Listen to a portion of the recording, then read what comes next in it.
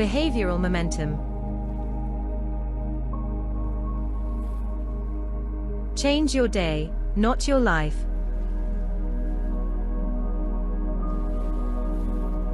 The CEO of a Fortune 100 company stood on the stage, behind a lectern and in front of a large digital display panel. On the display were the words, "Thank you," along with the logo of their Platinum Award. The event was part of an incentive trip for the top salespeople in the corporation, and it was being held on the island of Saint Martin in the Caribbean. Only the top 1% of salespeople had been invited. The audience of several hundred people was attending this very special corporate meeting. They looked very festive in their Hawaiian print shirts, swimsuit cover-ups, and flip-flops. The CEO said, "As you know, this trip is not about work, but reward. Today we officially announce the top 10 sales representatives of our entire company." As the CEO then announced the representatives, one by one, he began with number 10 and counted his way down, generally adding a comment that went something like this: Ben Smith of the Southeast region, who has the account with company ABC, which grew X% over last year to a total of X thousands of dollars. This general statement accompanied the introduction of the representatives numbers 10 to 5. When the CEO reached the rep in position number 4, he said, "Barry Osterk, from the South Central region, whose account with ABC," and then he flipped over the page in front of him to keep reading, "Def. GHI, JKL companies." He paused and with amazement in his voice, he continued, "Wow, Barry produced X% increase this year, and did so without a primary account. Most representatives who reach the Platinum Award level in this company have only one big account." Barry had reached the number 4 spot by hustling among several small and medium-sized accounts, which is significantly harder and very rare.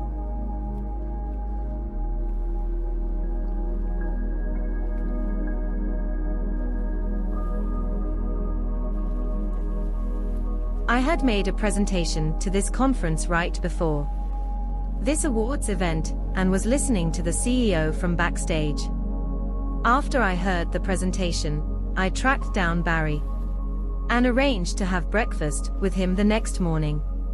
My main question to Barry was, "How did you do it?" He said, "Andy, by 9 o'clock every morning, most of my peers are sitting at their desks finishing their read of the morning paper. By 9 o'clock, I've already met with 2 to 3 new prospects. I've exercised, eaten a healthy breakfast, and had coffee with my wife." He continued, "I'm not trying to say that my coworkers are lazy. They are not. I know many are working past 8 o'clock on most work nights. I just don't think that is the most productive way to live, and it is certainly not the way I choose to live. I could see how such a fixed routine might work for a person who goes into a main office every day, but that was not the case with Barry. He told me, my days are always different. Some are in the office. Sometimes I am traveling or meeting with people. Other days are spent doing paperwork. But I have very consistent patterns. Barry's pattern goes like this. He wakes up early, walks to the opposite side of the room to the table where his alarm clock sits. He flips the alarm off, no snoozing. He walks into his closet and puts on exercise clothes that he has laid out the night before. He goes immediately to the gym, the treadmill in his home, or jogs outside for 30 minutes. He cools off after his exercise, has a mug of coffee from his programmable coffee maker, which was preset the night before, and sits down to eat a breakfast that he also laid out the night before. He eats while reading the newspaper or a business journal. He showers, spends a few minutes with his wife and children, and then heads out the door. His first 2 meetings or activities were scheduled the day before. After those meetings, he usually swings by the home office about mid-morning and checks messages or attends meetings that set in motion appointments for the remainder of his day. Barry's patterns are highly predictable, and over the months and now years, those patterns have had measurable results in his life. His patterns have produced progress that he can feel and see, and much of that progress happens even before his peers have finished reading the morning paper. I can hear some of you thinking, yeah, Andy, Barry is a go-getter. That's only one point to be gleaned from his life. The greater point is this: Barry's first things first approach to a day sets in motion a pattern that continues throughout his day. The positive momentum he creates early in his day cues a productive rest of the day. The truth is this: what you do first matters. Core concept: what you do first matters. Sir Isaac Newton once said, "Objects in motion tend to stay in motion."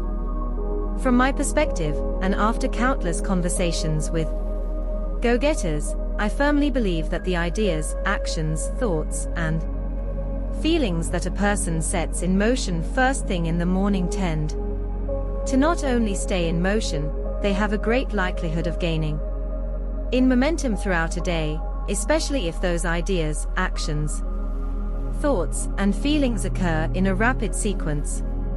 There is a better way to start the day. By the time Barry got to his office, he had already ticked off several important boxes on his list of things to do, and he was geared toward continuing that pace for the next several hours, while his peers were still in the starting blocks looking for their first box to check off. What behavioral momentum accomplishes? Behavioral momentum is a well-documented theory in the realm of motivation, and it is a key means of increasing compliance or stick-to-itiveness in goal setting. The theory proposes that if you want someone to do a fairly difficult activity, which that person may not initially want to do, then ask the person to do 1 or 2 fairly easy activities before you ask him to do the more difficult activity. The person's success, perhaps even enjoyment at the task, or the enjoyment at having accomplished the task, sets up the person to want to continue the success and to give greater positive effort to accomplishing the difficult task. Core concept: motivation is really momentum in disguise. In Barry's case, day after day of successful productivity had a similar momentum effect. Days of high productivity set Barry up for weeks of high productivity, until this pattern became a predictable habit that continually, consistently motivated him to his best behavior, with the most positive attitude and most creative ideas.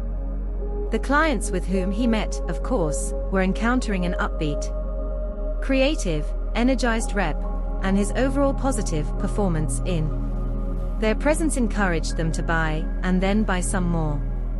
Behavioral momentum produces a formula of 1 + 1 + 1 is equal to 10. Momentum is a multiplication process. It produces a geometric curve. I have met dozens of people who tell me that when they began to see real progress toward a new goal they had set for themselves, they began to feel the impact of momentum. They began to think, "This makes me feel great. I can do this. Why wasn't I doing it before?" The initial success is both reinforcing and motivating. But what happens if a person gives up, or falls out of the new Routine. The reverse kicks in. It doesn't take long before a person loses consistency, motivation wanes, and goals fade. Before long, the person is thinking, how was I ever able to do that? Things can be turned around. Have you ever left a sporting event before the end of the game or competition because one team was getting hammered so badly that the game had become boring? And then, on the drive home, as you turned on the radio to get the final score of what you just knew was a wipeout, you hear that the losing team is staging an amazing comeback, and one that eventually produces a squeak-by victory in the last seconds. How could momentum change so quickly? Have you ever arrived at work feeling energized, positive, focused, and highly motivated, and then reflected later in the day on how rewarding those first few tasks or appointments of your day turned out to be?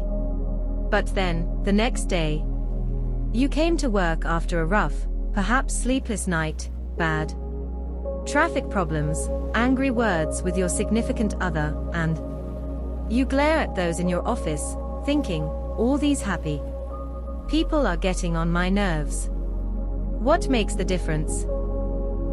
Have you ever wondered how just one negative performance can change your attitude so quickly, and conversely, how one major score can create many more positive vibes, and even a few more social invitations than you ever thought possible?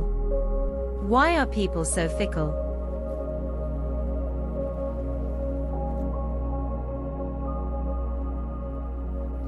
Have you ever wondered how you can feel incredibly cranky toward your child or significant other in one moment, and at the same time feel deep love for that person?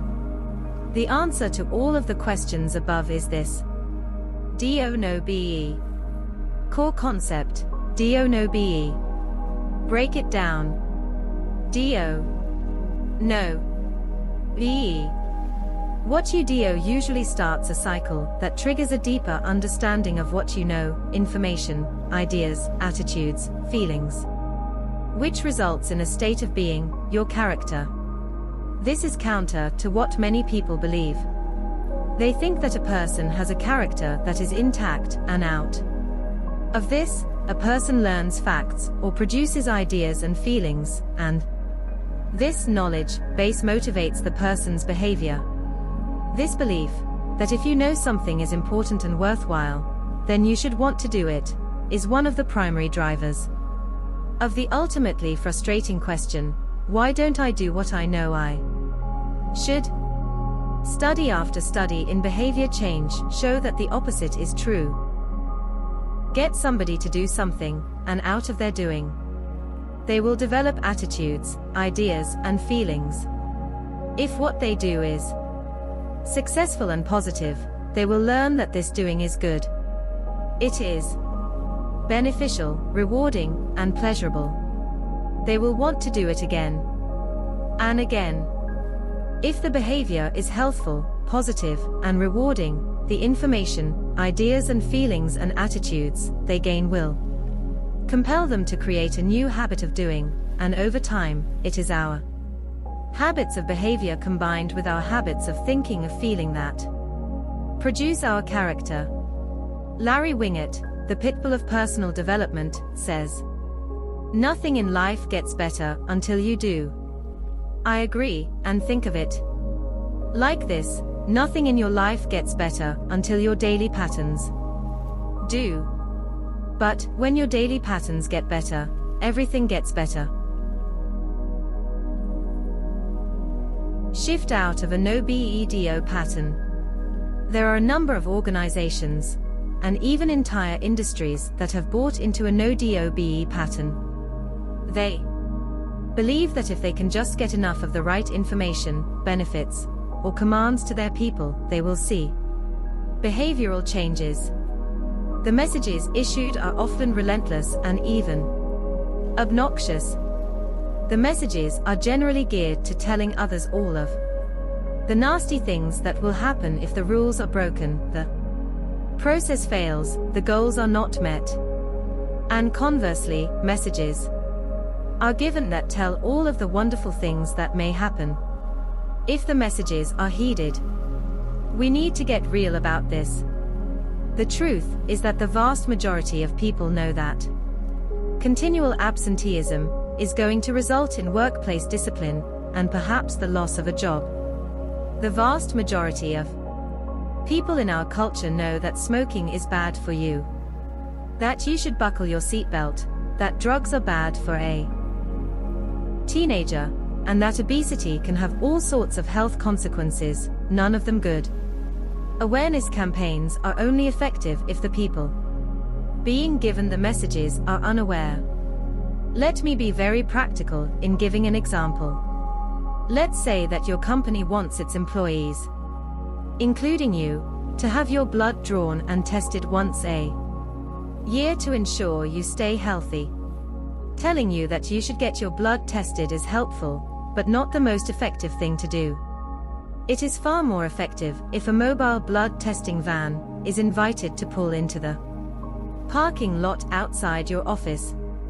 And what is even more effective is a supervisor who asks you, when do you want to take off to go get your blood tested?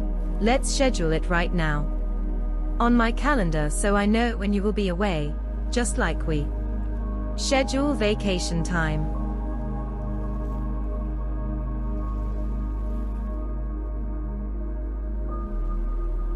Such a supervisor is not approaching you from a no perspective, but from a behavioral DO perspective. Making the appointment and going to the appointment are behavioral acts, not mental exercises. Overall, changing what you think, also known as adjusting your attitude or expanding your information base, does not always result in action. Action, however, does always change the way you think. Kelly McGonigal, a psychologist and Stanford professor, and author of a book titled The Willpower Instinct, stated that it is generally futile to try to fix our thinking by clearing up anxiety or fears before we take an active step toward doing something. Rather, we are better off to launch out and take action, in spite of and often in the face of our fears or past failures. When we lead with DO, our experience actually modifies our perspective and very often changes our level of anxiety or fear. In the doing, we gain valuable information that is motivating. We learn more about ourselves, more about how to reach our goals, and more about how to act in ways that are increasingly beneficial and positive. Motivation is more of an experimental lesson than an informational one. I'm all for being a DO no BE.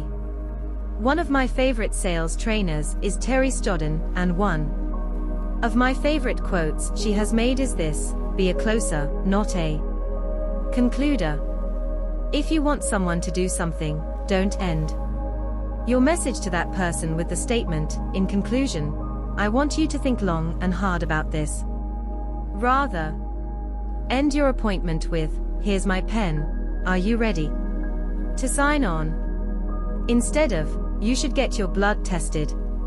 A more effective approach is, our wellness team has set up a blood testing station in this room and at these times.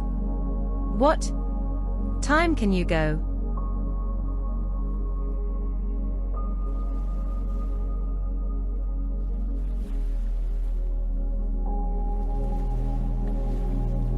Core concept: when you want people to do something, direction beats information 7 days a week, no matter the territory. I believe it is also important to tell you that Barry's territory was one of the worst that the company had. Barry didn't succeed because he was working highly fertile, rich sales fields. He was succeeding in spite of poor soil.